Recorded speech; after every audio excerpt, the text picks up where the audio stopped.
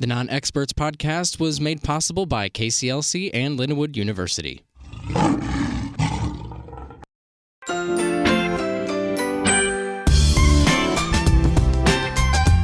I'm Romero. And I'm Chris. And we're the non-experts. We're not therapists. Or lawyers. Or firefighters. We don't have any licenses or degrees. So join us as we talk about news and pop culture and say whatever we want. Because we're the non-experts.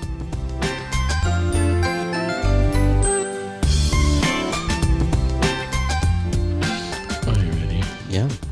Let's get started. Hello. How are you? That's fair. Yeah. I can relate. I can relate. It's basically my mood every day. Yeah. How are things? They're fine. Yeah. Finally, things are, everything's getting into the... Everything. Everything is everything.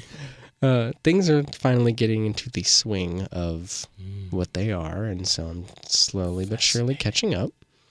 Yeah, I finally feel like I'm on top of my schedule, although I always tend to omit some things in my schedule, such as a class that I have every Wednesday and continually on Wednesdays think I'm available. I'm not. Yeah, I did the same thing. Never available. Yeah. 6 to 9. It's a long class. Really hurts. Yeah, it's a long class. Yeah.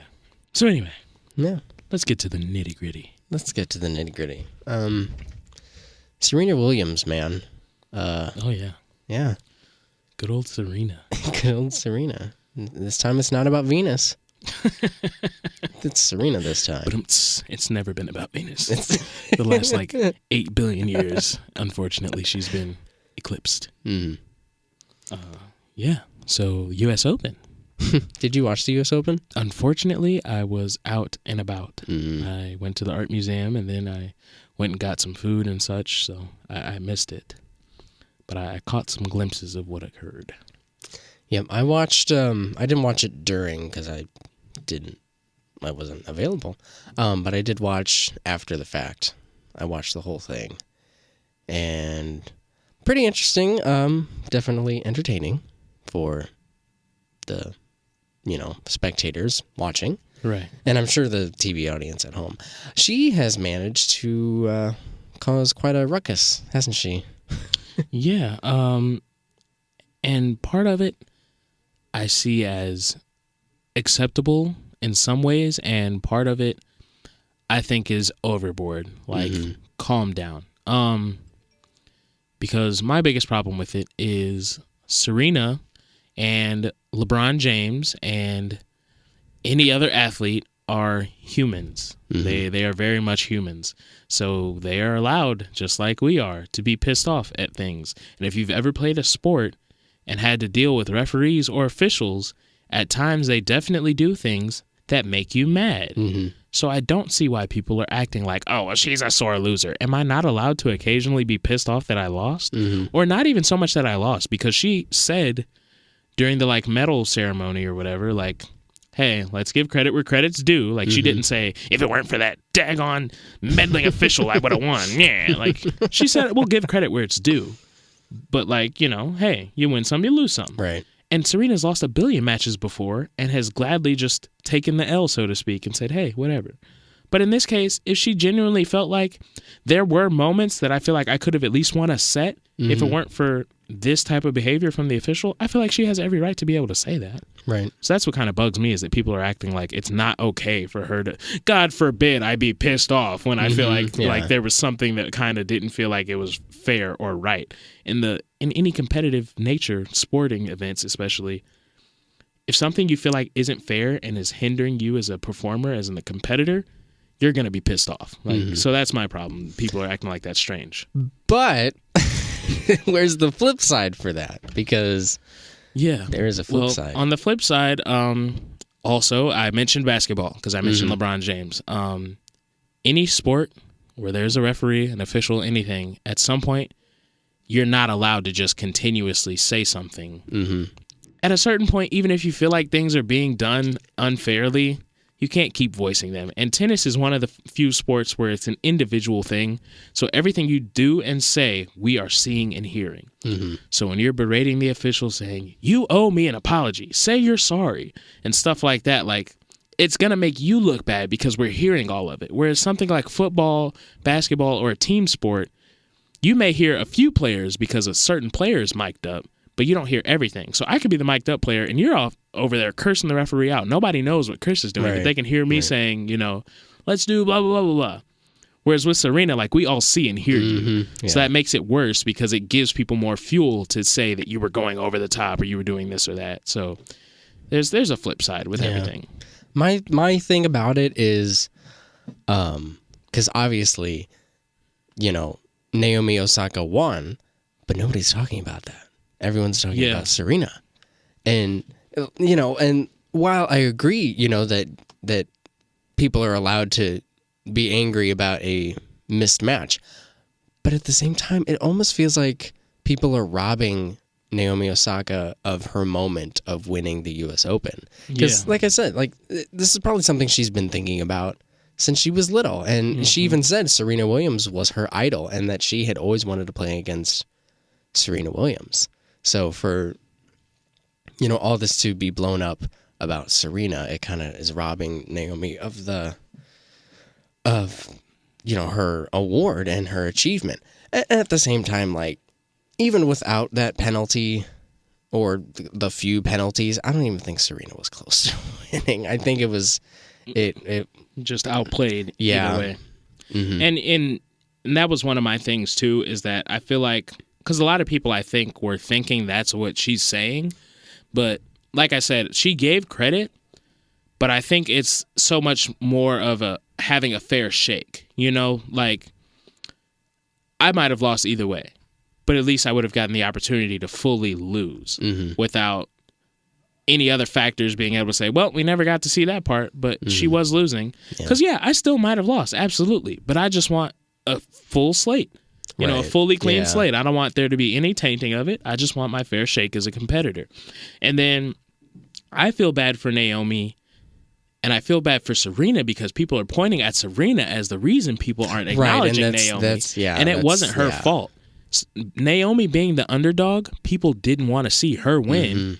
Serena is Serena. Serena is Michael Jordan. Serena is Tiger Woods. Serena is, the player that you want to see do good regardless. Because they are at that status where you want to see them win every time they play. So I felt bad because Serena is getting blamed for something that fans are doing. They're booing her. They're booing Naomi for winning because they wanted to see Serena win. And to me, that's not fair because now you're blaming Serena. I can't control that they're booing her. Well, but understand as fans, you get upset when the person you want to win doesn't win. Yeah. So the people, booing and going on her social media and telling her to kill herself and that kind of stuff. Now that's out of control. That's a little. The other thing that I think kind of rubs me the wrong way about this is when they were awarding her the trophy, the head of the USTA, the tennis association, she said, this is not the outcome we wanted, is what she said. And I'm like, why would you say something you shouldn't say that. Yeah, that's not. And see, that's my problem. Other people's actions are leading people to hold Serena accountable or blame her. And it's not her fault. And some people are saying she drew too much attention to herself with her little speech. And in a way, I did feel like it was a little too much me and we, because she's like, hey, we'll get through this, blah, blah, blah, blah, blah. But I get it because the people that are booing are your supporters, clearly. So you're saying we as in, we lost this one, but we're going to play again. Because as I mentioned, Serena has lost 1 billion times, and she knows how to graciously accept a loss. So it's not like, oh, God, I'll never win again. Serena is the best tennis player. She'll win another one. So I don't think she really cared. And she said, let's acknowledge, Naomi. Let's give credit where it's due. So she's trying to redirect it and say, hey, let's not do this to her. Right. It's the people that are ruining it. And then my other problem with it is they made Naomi feel like she had to apologize for winning. Right, for winning. I'm sorry that it happened this. Girl, you won. Right. Why are you sorry? You did your job. This, Yes, you earned this moment by putting in the work. So I don't feel like you should ever feel like you have to feel sorry because people are pissed because the result they wanted didn't end up being the end result. That's not right. And then also the fact that so many people are so focused. You realize by talking so much about Serena and saying how she's taken away from the moment, you're contributing to taking away from the moment. Because you're not acknowledging how Naomi being so young and then being like of Japanese descent, how this is a historical victory. You're focusing on Serena did this, Serena did that. Right. She's taking away from it. Well, yeah, now you are too, because you're focused more on her and the backlash than you are on the actual winner. So to me, it's another vicious cycle of what happens in sports media, of pointing fingers and drawing attention away from what we should really talk about. Right. So it's kind of annoying. And then also somebody said that the coach did admit to cheating. And, well, if he was cheating, he was cheating. Right. Regardless of if Serena saw it and was picking up on it or not, if I'm penalizing you because I saw your coach doing it, I can't confirm or deny. I don't know your mindset. I can't say whether or not you saw him or not. But I see him doing it, so I'm going to penalize you. And I can't fault the official for that. Right. So, regardless of whether or not you were paying attention. Exactly. I see him doing it. And since he's your representative, right, take the penalty. You're the one that's going to take it. You know, I can't penalize him. Like, so he's not the one playing. Exactly. So I don't know. I feel like it's a lot of making something from nothing that people need to just move on. People do need to move on. And then did you see the cartoon? Yeah, of her stomping on her. That was really like that. Well, what the part about the cartoon that made me like kind of just be like, what? Was the person that Serena was supposedly playing against in the cartoon. It was a white chick with blonde hair. Yeah. Isn't she black and Japanese? Like she's an interracial child. And you got her over here looking like a white woman. So then that makes it look even worse because big, bulky, scary Serena is stomping on her racket, and the official's asking the white lady, can't you just let her win? Which is not at all how it happened. Yeah. So, you know, like you took it a little too far, and it was really in bad taste. And J.K. Rowling tweeted about how inappropriate it was. So, you know, people contribute to it and just make the fire even bigger. But also, like, who reads political cartoons anymore? That's such like an old person thing to do. Yeah. We do memes now, all right? We do memes. If you want to really be noticed, put your meme on Twitter. Game. Step up your meme game. That's hilarious. Don't put offensive cartoons. Make offensive memes. And not racially offensive, but just offensive. Things that get people triggered. But you don't do things that are borderline like racial tension causing. Like, don't do that. Because that's what actually gets... Because, you know, I feel like at this point, it's the memes and stuff, like, it could be super offensive, but nobody cares. I think for some reason, because it was a political cartoon and it was so sensational, is what made people offended. But like, you know, if somebody had done something similar, like in a meme, I don't think it would have been as blown up. But I don't know. That's just our culture now.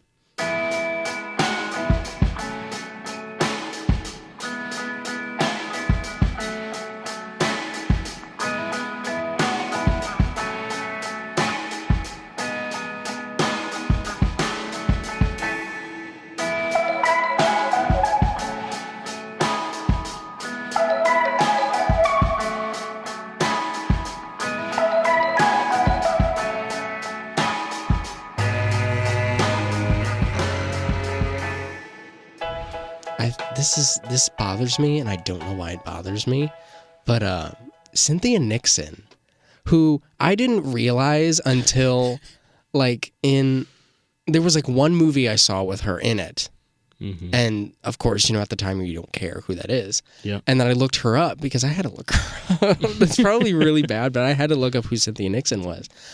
She's an actress, but she's also a candidate for New York governor. But there was a video of her in New York ordering her breakfast, and it's a bagel, but what she has on it is super gross and super disgusting. She gets a cinnamon raisin bagel, which cinnamon raisin bagels. You're off to a good start. Usually raisins I'm a little iffy about, but cinnamon raisin, sure. Okay. She puts lox on it, LOX, lox, capers, onions, tomatoes, and cream cheese. Okay.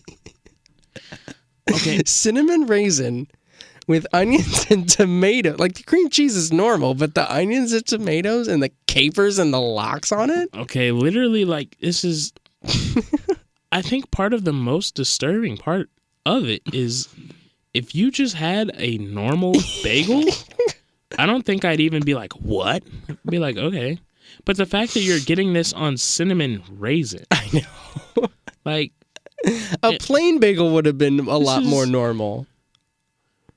That's the off-putting part about it. You're eating all of these cinnamon raisin on bagel. on a cinnamon raisin bagel. And to me, like cinnamon raisin, blueberry bagels, like that's that. I'll slap some cream cheese on that bad boy. Occasionally, I'll get daring. I was in Oklahoma with family, and they had strawberry cream cheese, so I put it on a blueberry bagel, and it was delightful. Yeah. Aside from that, no, nothing else. I'm not gonna put some filleted salmon on my cinnamon raisin bagel. Like, okay, even just tomato would have made it worse. Yeah. Even just the onion would have made it weird. But it's the tomato, the onion, and then you got some fish on there. Like, it's no. Hunty, stop it. What are you doing? Well, even like I said, cinnamon raisin, if that's the only thing that's left, usually that's what I'll take. But just a plain bagel, I usually don't even like cream cheese either. Like, I don't like cream cheese. So I'll do like butter. So like a plain bagel with butter or everything with cheese bagel is my favorite bagel. Oh, they're so good. Just the little poppy seeds on cheese. It. Yeah. I've always been I've been impartial to blueberry. I've always liked blueberry bagels or just normal. Or if I'm feeling really bougie, I'll go to my local bread co. and get the cinnamon crunch one or whatever. Oh, that one's so good. With the sweet cream cheese. Yeah. See, with blueberry muffin or blueberry bagels, I feel like at that point I would just get a blueberry muffin. I don't know. I prefer a blueberry muffin over a blueberry bagel. That's fair. That's fair.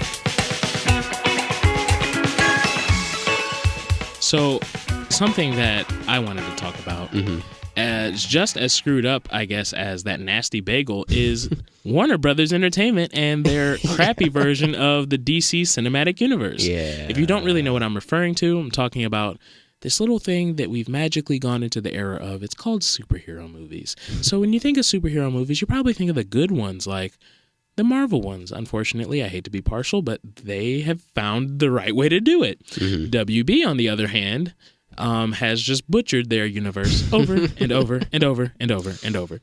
So just to start some of the things they've done, they had Zack Snyder, who directed Man of Steel. That was their first movie of the universe. Then they did Batman vs. Superman. They did Watchmen, too. Oh, yeah, Watchmen. That was decent. Which was fairly liked. So they started with their mainstream characters. So of course you start with Superman. Me personally didn't think it was that great of a movie. I felt like it was too long and they tried to cram too much into it. But whatever. Zack Snyder, that was his vision for it. Batman vs. Superman, also done by him. A lot of people had some issues with it. Although it's known fairly as a bad movie, I genuinely do enjoy it. I acknowledge that it's not great, but I love that movie. Yeah. Like if it's on, I'm like, ooh, I'll watch it. And then they had Suicide Squad, which let's just not really reference it too much. Yeah, let's and goodbye. Wonder Woman, really good. That wasn't Zack Snyder at all. And then Justice League. He originally was the one writing, directing, all of that. And then he basically, what I'm understanding is he got fired at some point, but they kind of covered it up by saying he's stepping away from the project to deal with his daughter's suicide and everything. But I think low-key, they just wanted him gone. Right. And then they had Joss Whedon step in, who did the first Avengers movies, the first two. And so I guess they thought he'd be the perfect guy to kind of take over for this because he's done this team up thing before. Totally ruined it. Because the tonal things that Zack Snyder set up, Joss came in and had weird comedic relief moments, and some of the reshoots ruined the tone of some of the movie. So it just made it not a very good movie. And then after that, you had rumors about Ben Affleck maybe not coming back, and it still hasn't been confirmed whether or not he's going to stay. But you're moving forward with Wonder Woman. She's going to have a sequel. Flash is supposed to get his own movie at some point. Shazam is getting his own movie. Aquaman is getting his own movie later this year in October. But at no point, and I want to say Man of Steel at this point came out in 2011. At no point has it ever been mentioned Man of Steel 2? What are we going to do with Henry? Yeah. Henry is Superman. He's the focal point and the core of DC. Superman and Batman are the pillars, you know? So we know Batman's about to get a solo movie sometime soon. Who knows? But we haven't mentioned Superman 2. And then, okay, well, maybe Henry will make a cameo in Shazam, which is kind of like a thing in the comics, oh, wow, this is Superman. And Shazam is a little kid who turns into an adult and is just as powerful as Superman. So he's like, oh, my God, this is my idol. So it would make sense for him to cameo. but you also still haven't said when else I'm going to have my own movie. And then in Right. Justice League, you made me do this weird CGI thing with my face where I look so Mustache, stupid. yeah. Because you tried to remove my mustache, but it's very visibly a fake face. And you also just aren't making good movies. So anyway, they've basically kind of decided to part ways, which is sad because I think he's a good actor and I think he fits the role. Sometimes the writing was questionable, but I think he's done the best with what he's been given. Right. So the fact that one of the good things you've got going for you, you let him slip away. Ben Affleck, the other great thing you got going for you, he's potentially wanting to step away. Like, you've ruined, you've killed yourself. Yeah. Like, nothing has undermined your success but your own studio. Well, yeah, because it blows my mind. These actors like already have like good careers. You know what I mean? It's not like they need this to stay relevant. Like, exactly. You know, Henry Cavill he's doing the Witcher series. Yeah, just got the Witcher. He's been doing Mission Impossible. Ben Affleck, you know, everyone knows Ben Affleck. Yeah. Whether he's writing, directing, or starring, Right. he's had a long, lucrative career. He's not struggling for any kind of work. He doesn't need Batman. Yeah. So you don't let a guy like that slip away, especially when multiple people genuinely enjoy him as Batman. Yeah. And Henry Cavill, multiple people genuinely love him as Superman. Like, he hasn't gotten to the level of Christopher Reeves, but people see him, like, some people think he's just as fitting for the character as, like, you look at him and you're like, that is Superman, you know? In the same way you looked at Christopher Reeves and you're like, man, that's Superman. Or some people look at Michael Keaton like, man, that's Batman. Or I look at George Clooney. No, totally kidding. But, you know, you don't let a character or an actor that so powerfully portrays a character and people genuinely see him as that character, you don't screw up negotiations with him and let them get away. Like, what? This doesn't make sense. Like, can we just please, if you want a successful universe, cinematic universe with your heroes, it has to be a continuous thing. They have to all branch together and intertwine, and you have to do them well. As far as sequels as well, you have to balance them. You can't just do movie. 8 years later, here's a sequel to one. Yeah. No, like, you handle that within like 2 to 3 years of the first one to keep them, keep them hot. Man of Steel 2 should have been done by like 2014, 15 at the latest. Yeah. And like, or even you did Batman versus Superman, I think in 2015. Okay, then Man of Steel 2 should have been out like this year. Yeah. Or next, but like, I don't know. It's just disappointing. As somebody that wants the movies to be better and wants them to do well, it's sad to know that Ben Affleck is a rumor step away, but now Henry is, well, I don't know if it's official. Some of it just seems like rumors, but now he's rumored to leave too. So it's like, you screwed the pooch. Gal Gadot is doing a great job as Wonder Woman, or however you say her name. Gal Gadot, I think. Gadot, yeah, it's Gadot. It just looks like Gadot. Get it. So, like, hopefully she stays. Otherwise, you're really screwed. Yeah. And it's just, how as a studio, you suck. You got to do better. So learn this. Any movie producers and any agencies out there, if you get a good one, don't let them slip away. Just like that girlfriend in high school. Don't let her slip away, man. You got to hold on to her by all means. It's horrible. Dumb business.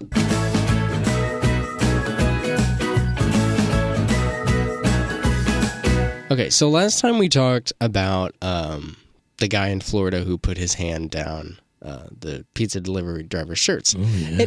And it's kind of sparked a segment of its own that you brought up, where we just talk about This Week in Florida. Yeah, strange stories in Florida. I'm pretty sure this has been done before somewhere, but we'll do our own spin on it. It's ours now. It's ours, yeah. It's ours.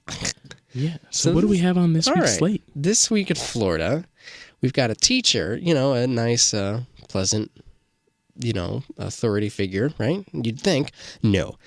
Charges are being filed against this teacher accused of smacking some students' heads against the wall. This was in Daytona Beach. Maga Kadzi was working as she was a substitute, so that kind of clears some things up. I was thinking that this was like a regular teacher. She's a substitute teacher at an elementary school, and she punished 4 girls by making them face a wall. And this substitute teacher is 59. She allegedly banged the girls' heads against the wall when they turned around. I can't imagine being in either situation, like getting your head smacked against the wall or being the one to smack their head against the wall. Right. What What made you think that was okay to do? Right. Put your head against the wall. Well, bam! No, I don't want. Don't turn around. Don't turn around. So the parents of 2 of the girls are pressing charges, and the substitute teacher is also facing 2 felonies, and she was arrested this week. Yeah, and what's in the water in Florida is what I want to know. Because what leads these people to believe some of the things they do are okay? Well, I was just sticking my hand down her shirt. I don't understand. I was just pushing their heads against the wall. What's Why the is that a problem? problem? I just wanted to bang their heads against the wall. They weren't listening. But, like, what made you think this is okay? You can't bang children's heads against the wall if they don't face the wall. You don't want to face the wall? I'll bang your head into it. Like, whoa, chill it out, Punisher. Like, you can't do this. Even as a substitute teacher, because that job is not secure at all.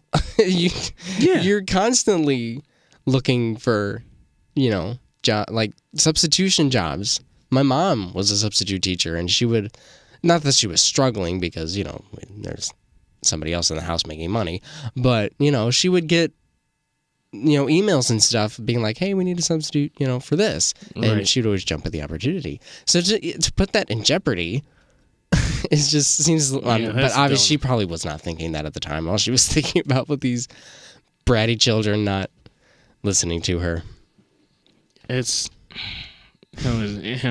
not worth it. If they're getting under your skin that much, just leave. You just need to leave for the day. Yeah. Never physically abuse people, especially banging their heads against the wall. It's bad business. Yeah. Well, that's what's happening this week in Florida. Until next time. See if we can top that. We've already topped it. We will top it. Yeah. We will. Florida is great for coming up with foolishness. We'll top it. Absolutely. I can't wait. So the keynote was today for Apple. Mm-hmm. And, everybody's freaking out about all the new things and the latest trendy gadgets and the $8 billion things I can go into debt from buying. What was your favorite part about the Apple put yourself in debt keynote? Well, I kind of wish I had not gone onto social media because there were a lot of leaks about stuff. So it was almost like a premature kind of excitement about the things. So it wasn't, as exciting as I probably should have been just because, it was a lot of spoilers. Right. They are putting out a new watch, which I'm pretty excited about because it's has a lot more health capabilities. You can do an electrocardiogram on it, which is really cool. Especially for people who have heart problems and are constantly in talks with their doctor. They could literally just be like, oh, here, right, right from their wrist. There you go. That's pretty cool. Not only that, but the watch, the screen itself is bigger and wider. There's less of a bezel around it, so you can fit more on there. Not that you would want to, because you're already, sacrificing. You might as well just look at your phone if you're going to be looking at a bunch of information. But the screen is bigger, and as far as anything else on it, it's a lot of software stuff. There's not a whole lot of hardware changes. That's probably I'm most excited about. I know I'm not going to get one just because I don't have the money to get a new watch. They did talk about the phones, though. The phones are pretty cool. There's no more home button. They're all gone. There no more phones with a home button. That kind of bothers me. It bothers me too. I love the home button too. I was messing with somebody's iPhone X, and it was just weird to me. I didn't know what to touch and how to get to unlock it and stuff. It was like, where is it? Home. Mom. I do. But yeah, no more home button. But see, it was kind of the same thing with the headphone jack. I think the headphone jack is a lot worse than the home button, getting rid of it. But I think people will get used to it. You know what I mean? People are already used to the no headphone jack. They'll get used to the no home button. That's what they do, man. It's what they do. So either you're going to conform now or be forced to do it later. If you think about it, a company has to do that. You can't let, not that they're not letting people, but you can't let people lag too far behind because then they're not going to make any money because nobody's going to buy the new stuff. True. But yeah. That's fair. It's unfortunate, but it's fair. Because it's what happened to my iPhone 5S. It just slowly but surely got worse and worse and worse. Over it. No. No. You can't see me listening to this, but no. But no. All right, well, that's it this week. Lots of interesting stuff. I'm sure more interesting stuff is going to happen next week. So, hey, and if you have any suggestions, feel free to send us some things, especially if they're Florida related. If you see anything, please send it our way and say, hey, look what's happening in Florida. I'd love it. Florida is my favorite place for news because it's always crazy. Yep. Well, don't forget to, follow us, subscribe to us. We're really fun and interesting people, I think. Absolutely. Maybe. At least to somebody, right? Like, please, somebody has to. Please.